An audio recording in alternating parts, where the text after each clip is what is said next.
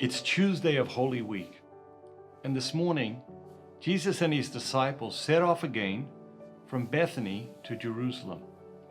They passed the withered fig tree that morning, and Jesus spoke to his disciples about the power of faith, saying, "Whatever you ask for in prayer, believe that you will receive it, and you will." How healthy and fruitful is the fig tree of your life? Yesterday in the temple, Jesus embarrassed and undermined the religious leaders. Now they were more determined than ever to destroy him. They tried to ambush him and arrest him, but he slipped away, avoiding their traps. These so-called leaders had authority, but lacked authenticity. They were petty and small. They were mean and scared. Every time Jesus did something to upset them, rather than consider whether what Jesus was saying was true or false, they immediately sought to attack him, discredit him, and belittle him. They sought revenge. How do you respond when somebody criticizes or corrects you? On Tuesday, Jesus continued to speak harshly to the scribes and Pharisees in Jerusalem, saying, "Woe to you, scribes and Pharisees, hypocrites, blind guides! You cleanse the outside of the cup and the plate, but the inside, they are full of extortion and greed.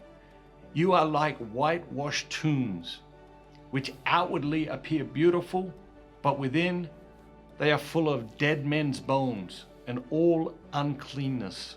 You outwardly appear righteous to men, but within you are full of hypocrisy and iniquity. You serpents, you brood of vipers, how are you to escape being sentenced to hell?" Wow, brood of vipers. Imagine God calling you a viper. And why vipers? Why does Jesus choose vipers? Because they are beautiful on the outside, but they're filled with poison. Also, because John the Baptist called the Pharisees and the scribes a brood of vipers. And it was one of the main reasons they hated John the Baptist, and one of the main reasons they had him arrested. On Tuesday afternoon, Jesus and his disciples left the city of David and began walking east. The Mount of Olives is 2 miles east of Jerusalem and overlooks the city from an elevation of 3,000 feet. Jesus did a lot of walking. Perhaps one of the things he is calling you to this Holy Week is to take some peaceful walks. We hear in the Gospel, as Jesus sat on the Mount of Olives, the disciples came to him privately saying, "Tell us, when will all this be? And what will be the sign of your coming and of the close of the age?" This question is the beginning of the Olivet Discourse, which includes prophecy about the end times, prophecy about the destruction of the temple, Christian persecution, the second coming, and a series of parables about the necessity of watchfulness, how important it is to be prepared. The faithful and the unfaithful servant, the 10 bridesmaids, and the parable of the talents. And of course, a parable about the final judgment. The mere fact that you and me, that we are capable of preparation, reveals extraordinary gifts unique to the human being. Our ability to look into the future and imagine various situations and scenarios, different outcomes, is a fantastic expression of human intelligence. And what we prepare for and how we prepare for different things reveals our priorities. How we prepare announces loud and clear to everyone what we think matters most.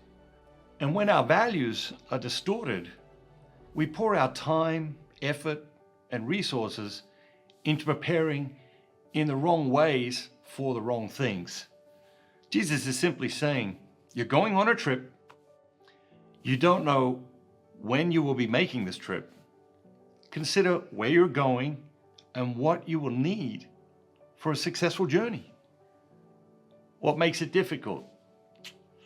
What makes it difficult is the not knowing. What makes it difficult is not knowing. This requires a state of constant vigilance. Stay alert, Jesus tells us. Be prepared, Jesus tells us. Don't let the trivialities of life distract you from the reality and importance of eternity. Don't trade a moment of pleasure for an eternity of happiness. Then, after another long day, Jesus and his disciples returned to Bethany to spend the night again among friends. Now, let's turn our attention to your life. What events in your life can you connect with the events of Jesus' life on this day? Are you too concerned about appearances like the Pharisees? Are you more focused on persona than character? The major theme today is be prepared. What is Jesus trying to warn you about today? Is he trying to prepare you for something? The minor themes in the events of Jesus' life on this day include maximizing your talents, fidelity, persecution, death and judgment, the end of the world, and watchfulness. There's a lot to choose from there today, but choose one event from your life to reflect upon today. How does it connect with what Jesus experienced on this day during Holy Week?